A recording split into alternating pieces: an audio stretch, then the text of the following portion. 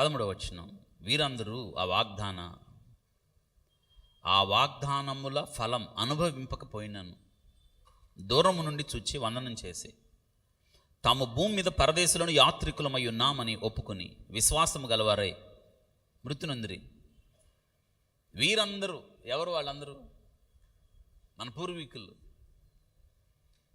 విశ్వాసము ద్వారా నీతిమంతులుగా తీర్చబడినవారు. వీరందరూ చూడండి, వాగ్దానముల ఫలం అనుభవించకపోయిన దూరం నుండి చూచి వందనం చేసి అన్నమాట. వాళ్ళకు ఒక విషయం అర్థమైంది, ఏంటంటే భూమి మీద ఎవరని? యాత్రికులు. ఇప్పుడు మనం కూడా అదే కదా, మనం యాత్రికులం పరదేశంలో ఎప్పుడయ్యాం? యేసుక్రీస్తు ప్రభువారు శిష్యులకు ఒక మాట చెప్పాడు, మనం అందరికీ అవును క్రీస్తుతో నీ సహవాసం ప్రారంభమైంది ఎప్పుడు? ఒక వ్యక్తి తన జీవితంలో తన పాపం విషయం పశ్చాత్తాపడ్డప్పుడు. పాపం విషయం పశ్చాత్తాపం ఎప్పుడు పడతాడు? ఒకటే, దేవుని యొక్క వాక్యము ద్వారా గుచ్చబడినప్పుడు. సిలువ ప్రేమ చేత ఆ వ్యక్తి మలచబడినప్పుడు, క్రీస్తు సిలువ ప్రేమ తెలిసినప్పుడు ఆ వ్యక్తి పశ్చాత్తాపడతాడు. పశ్చాత్తాపం అంటే తెలుసా? ఒక వ్యక్తి తన పాపం విషయమై ఏడ్చి మళ్ళీ ఆ పాపం చేయకుండా ఉండడం ఏమంటారు? పశ్చాత్తాపం. పశ్చాత్తాపానికి మారు మనసుకి ఇది తేడా. పశ్చాత్తాపం తర్వాత మారు మనసు రావాలి. అంటే మారిన మనసు ఇంకా మళ్ళీ పాపం దొరికెళ్ళడు.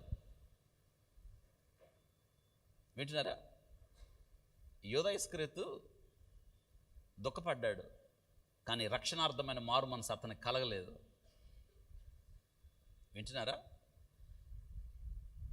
తమ దూరము నుండి భూమి మీద చూసి యాత్రికులం పరదేశంలో అని వారంటే అవిశ్వాసము గలవారై, మన జీవితాలు కూడా యేసుక్రీస్తు రక్తము ద్వారా కడగబడిన తరువాత మనం ఈ భూమి మీద మనం యాత్రికులం పరదేశంలో. అందుకే ప్రభు చెప్పాడు, ఏవి సత్యములో, ఏవి రమ్యములో, ఏవి మాన్యములో, ఏవి అవును వాటి మీద మీ మనసు ఉంచుకోండి అని చెప్పాడు. మీరు క్రీస్తుతో కూడా లేపబడితే వేటిని వెతకాలి?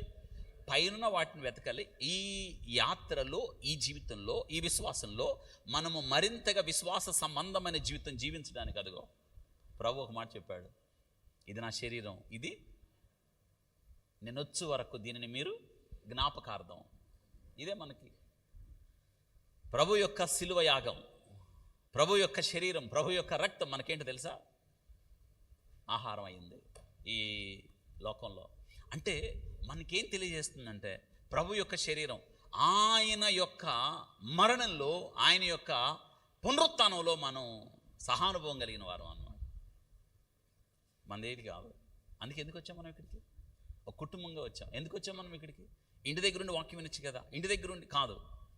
ప్రభు సంఘముగా కూడుట అనగా సంఘముగా ఒక కుటుంబంగా క్రీస్తు యొక్క శరీరంలో అవయవాలుగా ఒక చోట చేరుకున్నాం. అందరం కలిసి ఒక కుటుంబంగా ఆరాధించాం.